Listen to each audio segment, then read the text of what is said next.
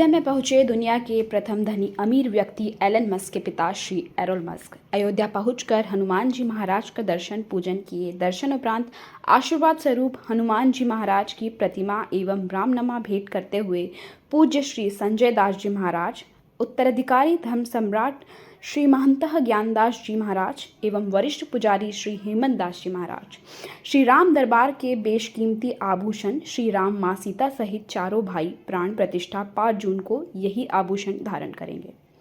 यह आभूषण सूरत के हीरा व्यापारी ग्रीन लैब के मालिक मुकेश पटेल ने गुप्त दान किया है। विहिप के राष्ट्रीय कोषाध्यक्ष दिनेश नेवादिया कहा कि इसमें 1000 कैरेट का हीरा, 30 किलो चांदी, 300 ग्राम सोना, 300 कैरेट रूबी के प्रयोग से 11 मुकुट बनाए गए हैं। गले का हार, कान की कुंडल, माथे का तिलक, चारों भाइयों के लिए बड़े 4 और छोटे 3 धनुष बनाए गए, 4 तुनीर बनाए गए, एक साथ 3 गदा और चावर भी बनाए गए।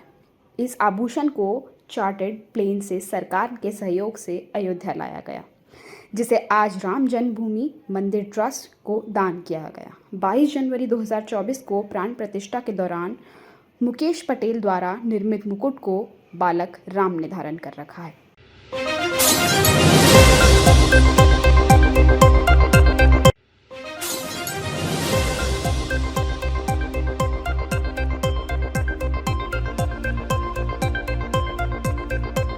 उज्जैन पुलिस ट्रेनिंग स्कूल में बुधवार को एक दर्दनाक घटना घटी, जब मधुमक्खी के हमले में एक पुलिस अधिकारी की मौत हो गई। निरीक्षक रमेश कुमार ध्रुवे की मौत हो गई, जबकि 4 पुलिस जवान घायल हो गए। घायलों को उपचार के लिए जिला अस्पताल में भर्ती कराया गया है।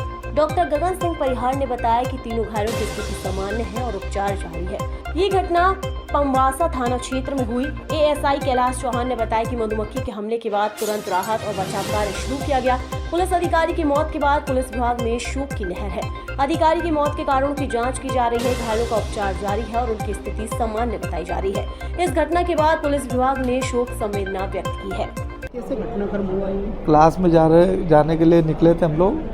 अचानक जंगल से उड़ के आ रही थी मधुमक्खी, हमला करते मतलब चोट गई, काटी है सब काटने में। कितने लोग थे आप? हम 4-5 लोग थे वहाँ।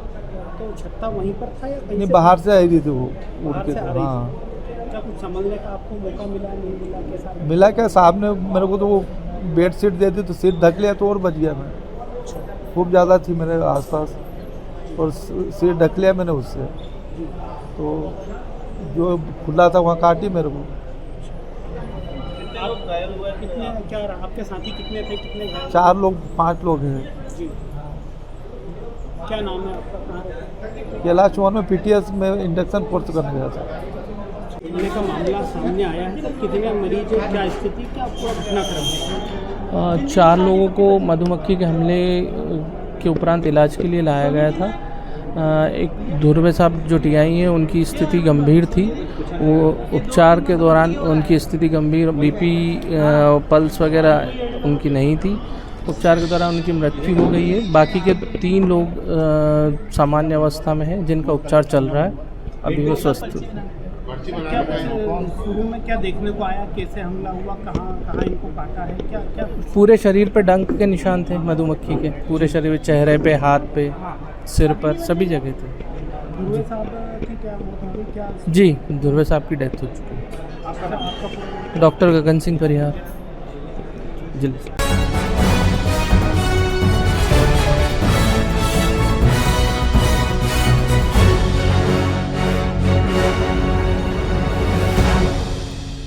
नए पति को बेटे की सौगात देने के लिए किया था बच्चा चोरी, दंपत्ति गिरफ्तार।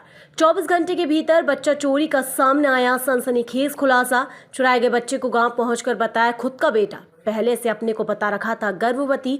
बच्चा पाने की खुशी में गांव पहुंचकर मनाया जश्न, बाटी मिठाई। पहुंची पुलिस तो खुल गई पोल। स्वयं को बीमार बताकर मेडिकल कॉलेज को बनाया हुआ था ठिकाना। मौका मिलते ही बच्चे को लेकर हो गई गायब। सर, जिला अस्पताल के महिला वार्ड से एक बच्चा चोरी हो गया था। क्या मामला था सर और किसकी गिरफ्तारी किसकी हुई है? देखिए, आप लोग अवगत हैं कि कल सुबह 8:30 बजे के आसपास लोहड़ी स्थित जिला अस्पताल से एक नवजात शिशु चोरी हो गया था। तो उसकी सूचना थाना राबर्ट्सगंज में मिली थी। तदनुसार रॉबर्ट्सगंज में सुसंगत धाराओं में अभियोग पंजीकृत करते हुए नवजात शिशु की बरामदगी के संबंध में 4 टीमों का गठन किया गया था। चारों टीमों ने अथक प्रयास किया। रात में सीसीटीवी कैमरे देखे, बहुत प्रयास किया। बाद में इस पूरे जांच और इन्वेस्टिगेशन में थाना प्रभारी रामपुर बड़कुनिया भी इसमें शामिल हुए और इन लोगों के अथक प्रयास से सुबह लगभग 10 बजे के आसपास हम लोगों ने रामपुर बड़कुनिया गांव अंतर्गत रामपुर में बच्चे को हम लोगों ने बरामद किया। साथ में बच्चे को ले जाने वाली महिला और उसके पति को भी गिरफ्तार किया गया है और बच्चे की सुपुर्दगी उसके माँ बाप को, परिवार वालों को दी जा रही है। सर, आखिर क्या कारण था कि महिला बच्चे को लेके गई यहाँ से? मकसद क्या था? देखिए, महिला का पति, इससे पूर्व पति जो था उसकी मृत्यु हो गई थी सांप के काटने से। फिर ये अपने चचेरे देवर के साथ रहने लगी थी। चचेरे देवर का कहना था कि मैं बच्चा चाहता हूँ, यदि आप बच्चा मुझे दे सकती हैं तभी मैं आपको रखूँगा, अन्यथा मैं नहीं रखूँगा। तो इन्हीं सब कारणों के चलते महिला ने ये किया है और शेष हम लोग जांच कर रहे हैं कि इसके पीछे और कौन से कारण हैं, किस मकसद से उसने बच्चे को जिला अस्पताल से चुराया। इन सभी बिंदुओं पर जांच जारी है। विवेचना के बाद हम आपको और चीज़ें डिटेल में बता पाएंगे। तो सर, कौन सी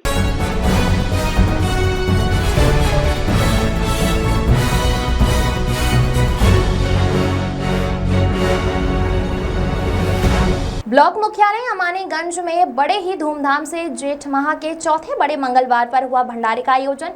जेठ माह के चौथे बड़े मंगलवार पर शहर और ग्रामीण क्षेत्रों में विशाल भंडारे का आयोजन, जगह जगह पर स्टॉल लगाकर लोगों को प्रसाद वितरण किया गया। साथ ही भगवान हनुमान की पूजा अर्चना भी की गई। सभी जगह हनुमान जी की पूजा अर्चना करके उन्हें प्रसाद का भोग लगाया गया और सुबह से ही भंडारा शुरू होकर अनवरत रूप से शाम तक चलता रहा, जिसमें हजारों की संख्या में श्रद्धालुओं ने प्रसाद ग्रहण किया। वहीं ब्लॉक मुख्यालय अमानीगंज में खंड विकास अधिकारी सूर्य प्रकाश मिश्रा व ब्लॉक प्रमुख प्रतिनिधि पवन सिंह ने आज ज्येष्ठ माह के विशेष दिवस मंगलवार को ब्लॉक मुख्यालय अमानीगंज में रामचरितमानस का पाठ किया और श्री हनुमान जी महाराज को भोग लगाया। ब्लॉक प्रमुख प्रतिनिधि पवन सिंह ने बजरंगबली मंदिर में जाकर दर्शन एवं पूजन किया। इस अवसर पर रोजगार सेवक संघ अध्यक्ष Pankaj Mishra, AP Abhimanyu Singh, MNREGA JE Ramesh Tiwari, anganwadi supervisor Madhurani Singh, Manudihi प्रधान अजय सिंह, रायपट्टी प्रधान प्रतिनिधि कृष्ण कुमार, एडीओ पंचायत संतोष कुमार तिवारी, लल्लन खां, उर्दू बाबू, लालमड़ी, अमित आचार्य, घनश्याम वर्मा, प्रवीण कुमार, शिवांगी सिंह, अर्जुन वर्मा, एडीओ एजी अजय कुमार सिंह, महेश कुमार आदि लोग मौजूद रहे। वहीं इसी कड़ी में आज ज्येष्ठ माह के चौथे मंगलवार को घटोली में आयोजन प्रधान परशुराम द्वारा बाबा ब्रह्मदेव के स्थान पर जलपान और छोला चावल का प्रोग्राम किया गया, जिसमें उपस्थित दिलदार अली, सुनील तिवारी, विनोद मिश्रा आदि लोग मौजूद रहे। विकासखंड के दर्जनों जगहों पर कहीं पर छोला तो कहीं पर शरबत, कहीं पर लड्डू का प्रोग्राम देर शाम तक चलता रहा। वहीं संतनगर चौराहा मोहली पूर्व प्रधान मौली अमित सिंह के सानिध्य में शरबत और नुक्ति का प्रसाद वितरित किया गया। कोटिया के प्रधान प्रतिनिधि अमर बहादुर सिंह उर्फ उत्तम सिंह की अगुवाई में महात्मा गांधी चौराहा के निकट शरबत का कार्यक्रम प्रोग्राम चलाया गया और राहगीरों को शरबत पिलाकर जनता का आशीर्वाद लिया।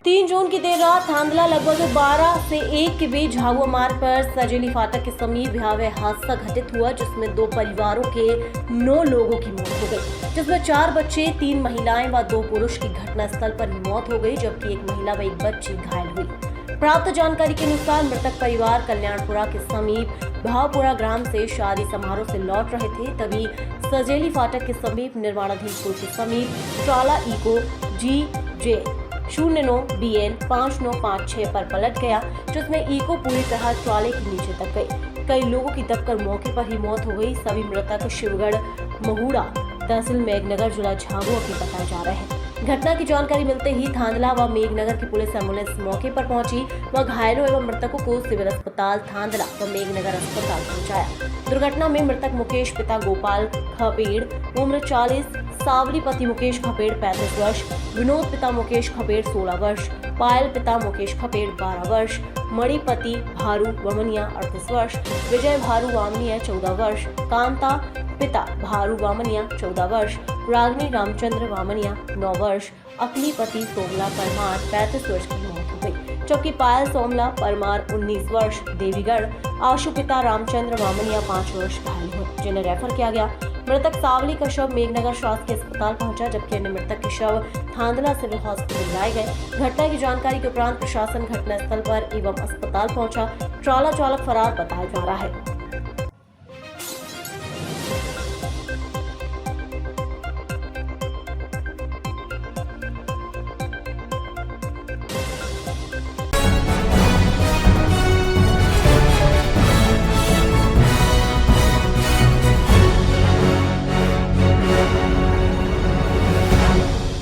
गोरखपुर चिल्लूबार से विधायक रहे विनय शंकर तिवारी का अयोध्या के पंचशील होटल के सामने पूर्व मंत्री तेज नारायण पांडे के चोटेबाई सपा नेता पंकज पांडे की अगुवाई में सैकड़ों समर्थकों संग हुआ भव्य स्वागत। विनय शंकर तिवारी का बयान, वर्तमान राजा अहंकारी, इतिहास गवाह, सबसे ज्यादा उत्पीड़न ब्राह्मणों का। हम लोग जनता के बीच जाएंगे और सरकार को हटाने की जनता से अपील करेंगे। सरकार में जगह जगह हो रहा ब्राह्मणों का उत्पीड़न, देश के आचार्य को तथा कथित राजा द्वारा किया गया अपमानित, पीड़ित पीड़िए के साथ इस सरकार में केवल विनय शंकर तिवारी का उत्पीड़न नहीं बल्कि विवेक तिवारी, वहीं घनश्याम तिवारी सहित 1275 ब्राह्मणों की हत्याएं हुई हैं। केवल विनय शंकर तिवारी और पवन पांडे का उत्पीड़न नहीं बल्कि पूरे समाज का उत्पीड़न सरकार में हो रहा है। विनय शंकर तिवारी ने कहा, हम जनता के बीच जा रहे हैं और समाज के बीच जा रहे हैं। पूरा ब्राह्मण समाज आंदोलित है क्योंकि समाज अपने आप को पीड़ित महसूस कर रहा है। पीड़ित पीड़िए का हिस्सा है और जब पीड़ित और पीड़िए एक साथ हो जाएंगे तो सत्ता का परिवर्तन हो जाएगा और अहंकार का परिवर्तन हो जाएगा। रावण का अहंकार यहाँ नहीं चला है। ब्राह्मण हमेशा परिवर्तन की लड़ाई लड़ा है। ब्राह्मण समाज जनता के साथ और अखिलेश यादव के साथ है। समाज नया मुख्यमंत्री अखिलेश यादव को बनाएगा। स्वागत के मौके चाणक्य परिषद के बागी सुमित तिवारी, ज्ञानेंद्र शुक्ला, दीपू पाठक, कन्हैया निषाद, प्रशांत दुबे, मोनू पांडे, राकेश पांडे, गुड्डू पांडे, दीपक मिश्रा, मुकेश दुबे, अंकुर तिवारी, शमशेर यादव, पंकज शुक्ला और समाजवादी पार्टी के तेज तर्रार नेता डिम्पल पांडे के साथ सैकड़ों की संख्या में समर्थक और कार्यकर्ता मौजूद रहे। हम जनमानस के बीच में जा रहे हैं, जैसे आप लोगों के बीच में आए, इस तरह से हम पूरे प्रदेश में जनमानस के बीच में जा रहे हैं। निश्चित रूप से आज पूरे ब्राह्मण समाज आंदोलित है क्योंकि अपने आप को पीड़ित महसूस कर रहा है और पीड़ित पीड़िए का हिस्सा है और जब पीड़िए और पीड़ित एक साथ हो जाएंगे सत्ता का परिवर्तन निश्चित रूप से हो जाएगा, अहंकार का परिवर्तन हो जाएगा। रावण का अहंकार यहाँ पे नहीं चला है तो दूसरे का अहंकार यहाँ पे नहीं चल सकता है और ब्राह्मण बराबर परिवर्तन के लिए लड़ाई लड़ा है। ऋषियों ने जब भी लड़ाई लड़ी है तो परिवर्तन की लड़ाई लड़ी है, तो आज ब्राह्मण समाज विचलित है, परिवर्तन की लड़ाई लड़ रहा है। राष्ट्रपति तिवारी जी, एक सवाल और 27 में ब्राह्मण किसके साथ? जनता के साथ, जनता मतलब पीडीए के साथ, अखिलेश यादव जी के साथ और अखिलेश यादव जी को नया मुख्यमंत्री बनाने के लिए।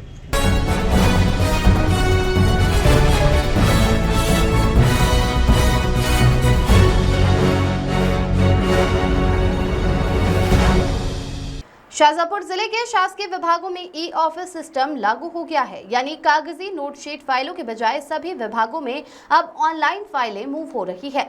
कलेक्टर सुश्री रिजू बाफना ने इसके पहले सभी विभागों के अफसरों की बैठक लेकर हर हाल में ई ऑफिस सिस्टम पर काम करने का टारगेट दिया था, जिसके चलते अब सभी फाइलों का मूवमेंट सिर्फ इलेक्ट्रॉनिक मोड ई फाइल में ही हो रहा है और पूरी कार्यवाही पेपरलेस हो गई है। कलेक्टर रिजू बाफना ने कहा कि शासन की मंशा है कि कार्यालयीन कार्य डिजिटल रूप से सुगम, पारदर्शी और सुलभ हो, जिसमें आमजन को शीघ्र सेवाएं मिल सके। उन्होंने अधिकारियों को निर्देशित किया कि वे कार्य के प्रति गंभीर रहें और ये सुनिश्चित करें कि कोई भी फाइल लंबित ना हो। उन्होंने ये भी कहा कि ये ऑफिस प्रणाली के सफल संचालन में समयबद्धता, तकनीकी दक्षता और उत्तरदायित्व महत्वपूर्ण है।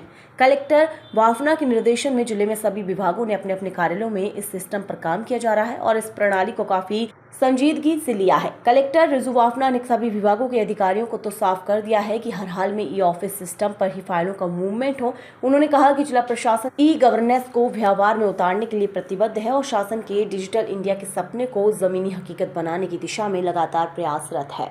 पूरा जो कलेक्ट्रेट का और ज़िला प्रशासन का कार्य अब ई ऑफिस पर शिफ्ट कर दिया गया है, जिसमें समस्त फाइल जो मूवमेंट हुआ करके कि पूर्व में फिज़िकली, अब वो पूरा इलेक्ट्रॉनिकली हमें प्राप्त होती है और जो निर्णय भी सभी अधिकारियों को लेने होते हैं वो हम ऑनलाइन ही उसकी पूरी प्रक्रिया चलती है, जिससे पूरे सिस्टम में बहुत बेहतर पारदर्शिता भी आई है और त्वरित निराकरण सभी कार्यों का किया जा रहा है और पारदर्शिता से सभी काम भी हो रहा है। तो ये एक बहुत महत्वपूर्ण पॉइंट है हमारे प्रशासकीय कार्यों का और प्रदेश में भी हम पूरे काफ़ी अग्रसर हैं इस स्थिति में और समस्त मेरे पास अभी कोई फिज़िकल फाइल आना पूर्णतः बंद कर दिया गया है और हमारे जितनी डाक का भी सिस्टम है वो ऑनलाइन हो गया है, जिसके कारण से जितने भी कागज़ हमें भी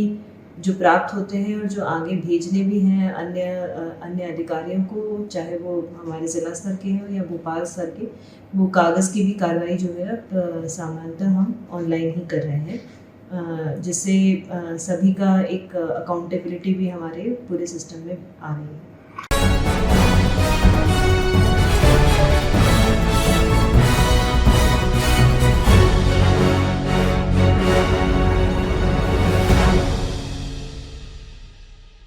इंदौर नगर निगम की अतिक्रमण विरोधी कार्यवाही पर खुद महापौर ने सवाल खड़े कर दिए हैं। बहुमंजिला इमारत को अवैध बताकर विस्फोट कर दिया जमींदोज। महापौर पुष्यमित्र भार्गव ने दिए जांच के आदेश, दोषी अधिकारियों पर कार्यवाही के दिए संकेत। जोन 22 में भी PU 4 क्षेत्र में थी बिल्डिंग। 2 साल पहले नगर निगम ने किया था 4 मंजिला बिल्डिंग का नक्शा पास। महापौर ने दिए जांच के आदेश।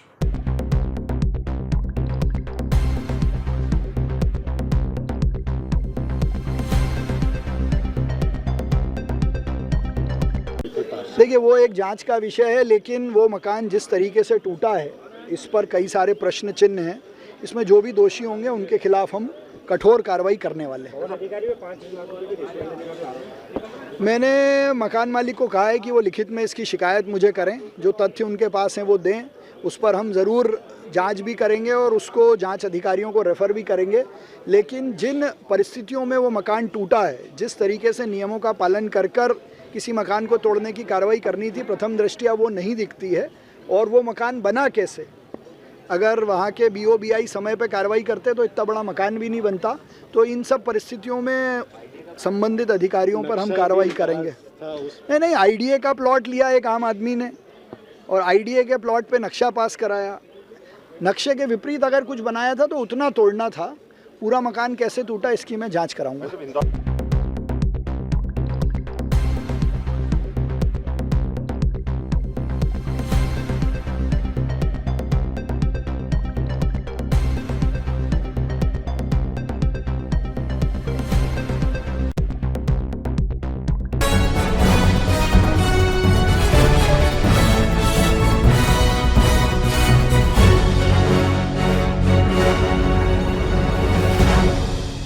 इंदौर क्राइम ब्रांच ने कार्रवाई करते हुए एक ऐसे शातिर बदमाश को पकड़ा है जिस पर 20 से ज्यादा आपराधिक मामले दर्ज हैं।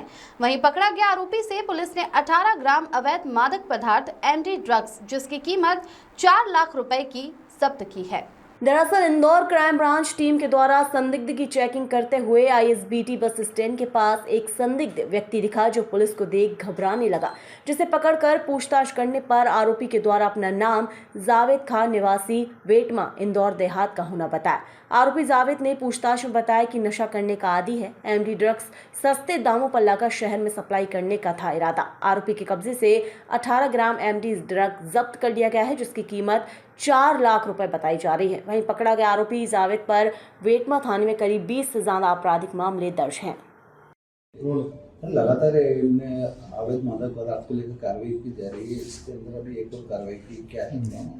कमिश्नर सर के नेतृत्व में क्राइम ब्रांच लगातार अवैध ड्रग्स वालों के खिलाफ अभियान छेड़े हुए है और लगभग हर दूसरे तीसरे दिन हम ड्रग्स पकड़ भी रहे हैं। इसी कड़ी में अभी 2 दिन पहले हमने लगभग 255 ग्राम MD पकड़ी थी। उसके दूसरे ही दिन एक और सूचना मिली कि एक जावेद नाम का लड़का है जो ये बेटमा थाना क्षेत्र में जिसके कम से कम 15-20 अपराध भी हैं, तो वो एमडी यहाँ कुछ दिन पहले एक मुश्ताक को पकड़ा था जिससे 22 ग्राम एमडी जब्त की थी।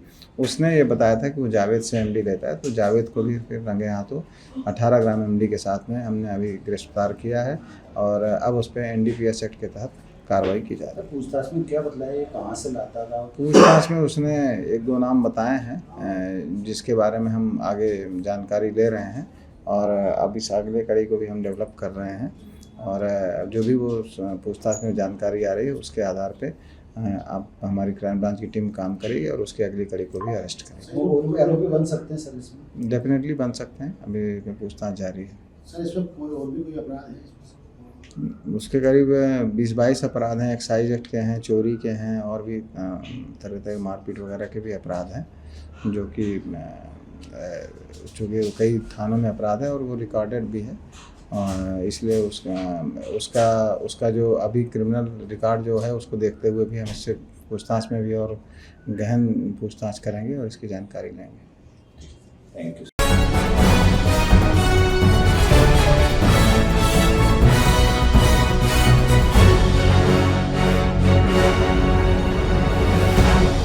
पत्रकारिता के वर्तमान परिदृश्य, बदलते तकनीकी युग और सामाजिक दायित्वों को केंद्र में रखते हुए प्रेस क्लब देवास द्वारा मल्हार स्मृति मंदिर ऑडिटोरियम में 1 दिवसीय कार्यशाला एवं पत्रकार सम्मान समारोह का आयोजन किया गया।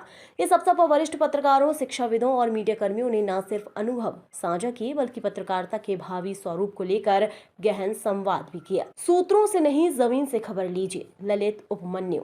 कार्यशाला में विशेष आमंत्रित अतिथि के रूप में मौजूद वरिष्ठ प्रिंट पत्रकार ललित उपमन्यु ने पत्रकारिता की समकालीन चुनौतियों पर चर्चा करते हुए कहा कि खबर में आपके भाव नजर आते हैं, अधिक तकनीक के इस्तेमाल से मैदानी पत्रकारिता का अभाव सा हो गया है। उन्होंने कहा कि सूत्र आपको उससे नजरिए से खबर देगा, लेकिन जब मैदानी पत्रकारिता करते हैं तो बहुत बदलाव देखने को मिलता है।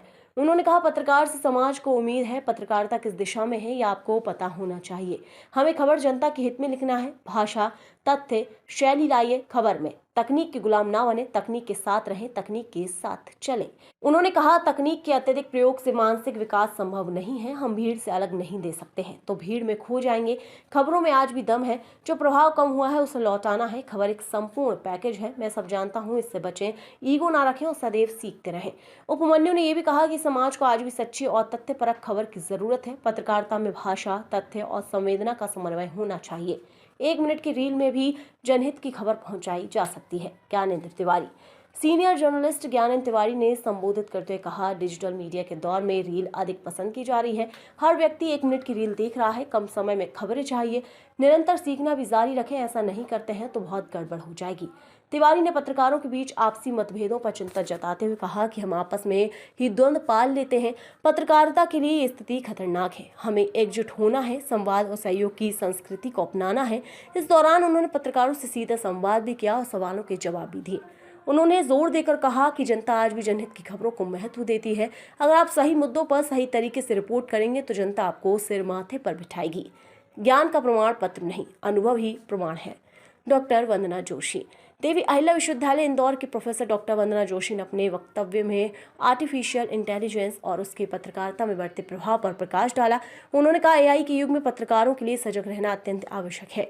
ज्ञान का कोई एकमात्र प्रमाण पत्र नहीं होता, असली प्रमाण हमारा अनुभव होता है। उन्होंने कहा कि एआई को अपनाने में हिचक नहीं होनी चाहिए, परंतु ये भी समझना जरूरी है कि तकनीक केवल उपकरण है, निर्णय लेने की शक्ति मनुष्य में होनी चाहिए। उन्होंने पत्रकारों से आग्रह किया कि वे तकनीक के साथ कदम मिलाकर चलें, लेकिन अपनी वैचारिक स्वतंत्रता और सामाजिक समझ को कभी न खोएं। हमारा जीवन ही कार्यशाला।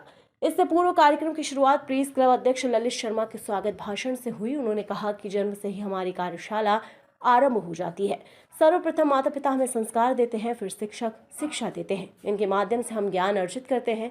अगर हम कार्यशाला में गंभीरता से ज्ञान प्राप्त नहीं करते हैं तो सफल नहीं हो पाएंगे। अगर गुणी व्यवहारिक बनना है तो कार्यशाला में शामिल होना चाहिए। उन्होंने कहा, पत्रकारिता गहराई का विषय है, जीवन भर सीखना है। जिनसे भी मिले उनसे हम ज्ञान ले सकते हैं। हर समय हम आरंभ कर सकते हैं। संस्कार, शिक्षा और अनुभव के संगम से ही पत्रकारिता जैसे जिम्मेदार पेशे को निभाया जा सकता है। सचिव ने दी प्रेस क्लब की गतिविधियों की जानकारी। प्रेस क्लब के सचिव शेखर कौशल ने क्लब की गतिविधियों की जानकारी देते हुए कहा कि क्लब न केवल पत्रकारों के हक में आवाज उठाता है बल्कि उनके ज्ञान और क्षमताओं को भी निरंतर बढ़ावा देता है। उन्होंने कहा इस प्रकार की कार्यशालाएं न केवल ज्ञानवर्धक होती हैं बल्कि आपसी समन्वय और नई सोच को जन्म देती हैं। पत्रकारों का सम्मान भी हुआ।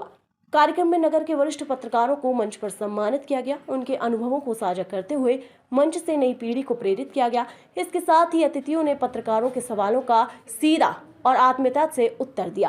कार्यक्रम का संचालन वरिष्ठ पत्रकार अरविंद त्रिवेदी ने किया। वहीं सभी अतिथियों का अभिनंदन प्रेस क्लब के पदाधिकारियों द्वारा किया गया।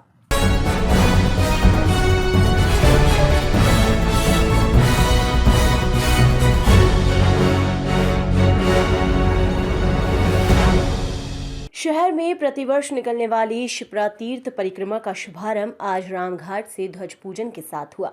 इस दौरान जनप्रतिनिधि, साधु संत एवं गणमान्य लोग मौजूद रहे। मुख्यमंत्री डॉक्टर मोहन यादव द्वारा पिछले 18 सालों से गंगा दशहरा महोत्सव के तहत शिप्रा तीर्थ परिक्रमा का आयोजन किया जा रहा है। इसी के चलते आज फिर शिप्रा तीर्थ परिक्रमा का शुभारंभ हुआ। सुबह रामघाट पर साधु संतों और जनप्रतिनिधियों की मौजूदगी में मां शिप्रा की पूजा अर्चना और ध्वज का पूजन किया गया। इसके बाद ढोल धमाकों के साथ यात्रा प्रारंभ हुई, जो शिप्रा के किनारे के रास्तों से होते हुए शाम को रामघाट स्थित दत्त अखाड़ा पहुंचेगी और अगले दिन यहीं पर यात्रा का समापन होगा, जिसमें मुख्यमंत्री डॉक्टर मोहन यादव भी शामिल होंगे। वहीं शाम को विभिन्न सांस्कृतिक कार्यक्रमों का आयोजन भी किया जाएगा। उज्जैन से संवाददाता शंभू राठौर की रिपोर्ट।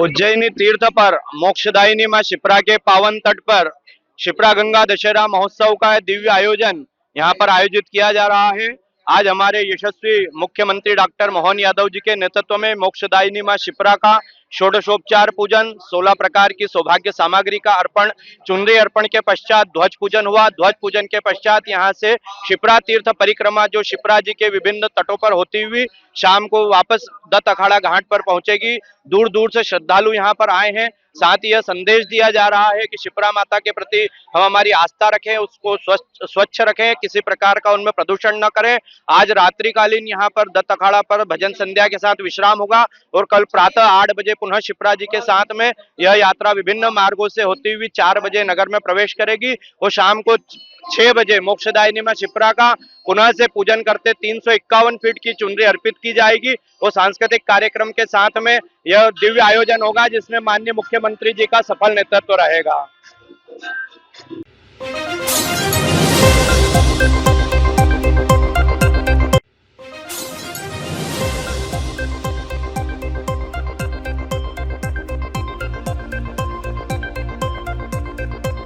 लूट की घटना का टांडा पुलिस ने किया खुलासा। टांडा पुलिस को मिली बड़ी सफलता। डकैती डालने की योजना बनाते हुए आरोपी गिरफ्तार। टांडा के समीप जेतगढ़ घाट में पटवारी के साथ हुई लूट की घटना को टांडा पुलिस ने कुछ ही दिन में आरोपियों को लूटी हुई सामग्री के साथ किया गिरफ्तार। थाना प्रभारी टांडा संजय कुमार रावत ने बताया कि वरिष्ठ अधिकारियों के मार्गदर्शन में आरोपियों की धरपकड़ हेतु टीम का गठित कर खोजबीन प्रारंभ की गई।